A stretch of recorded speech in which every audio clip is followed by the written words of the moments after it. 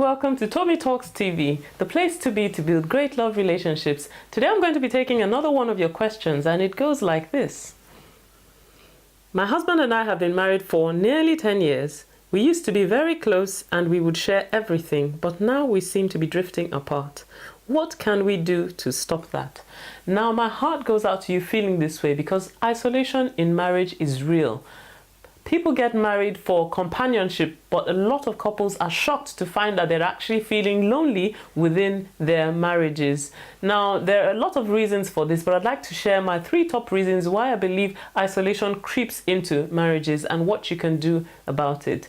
The first of them is busyness. So we all lead extremely busy lives. There are so many demands for your time and your attention. So maybe you've got a career or you've got a business that you've got to give attention to. Maybe you've got children, you've got extended family, all sorts of things. You've got church commitments, all kinds of things that draw your attention and demand your time. And before you know it, you actually discover that you're spending very little time with your spouse building your relationship. And those are the reasons why isolation creeps into a relationship.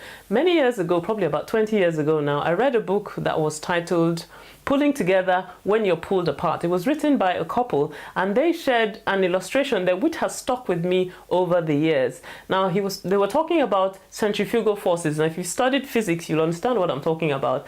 If you take an object and you're spinning it round and round very fast, if you let go of that object, the tendency is for that object to fly outwards, not to fly inwards. And so it is with our lives as well. So if our lives are spinning round and round extremely fast and we're running helter-skelter, doing all sorts of things, the tendency is for us to fly outwards of our relationship and not to move inwards towards intimacy in our relationships.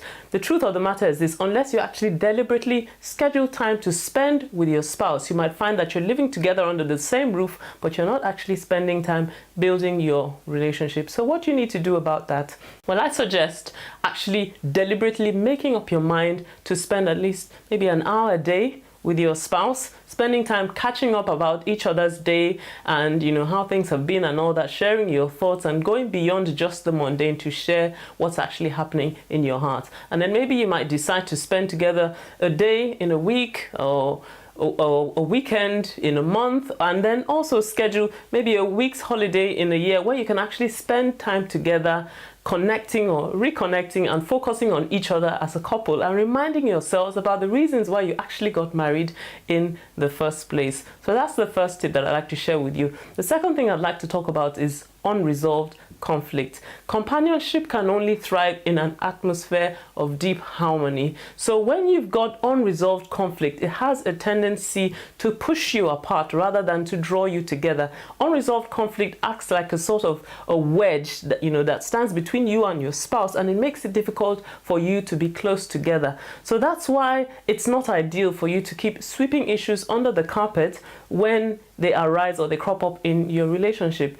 The best thing to do is actually to deal with those issues as they come, deal with those conflicts as they come, resolve them in a manner that you're both happy with, and then deliberately pull together again as a couple to restore your sense of intimacy. So that's the second thing. The third thing that I'd like to talk about is divergent interests. Now, one of the easiest ways to build intimacy in a relationship and in a marriage is to have shared interests.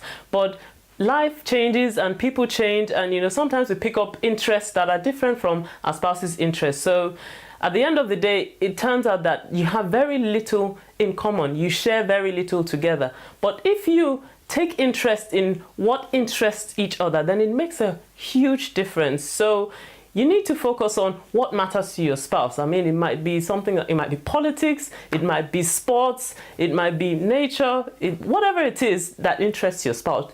Take interest in it and make a deliberate effort to share your interests together so that you find out that you actually spend time together. If your spouse loves to watch sports, you might absolutely hate sports, you might hate football, but spend time sharing with him and sitting down with him actually watching. The fact that you're spending time together helps you to build intimacy in your relationship. Well, I hope that has helped you. If that has helped you, then please leave me a comment on Facebook or on Twitter. And if you've got a question that you'd like me to answer, then head on over to tomitalks.com/ask and I'll answer your question next time. See you next time. Bye bye.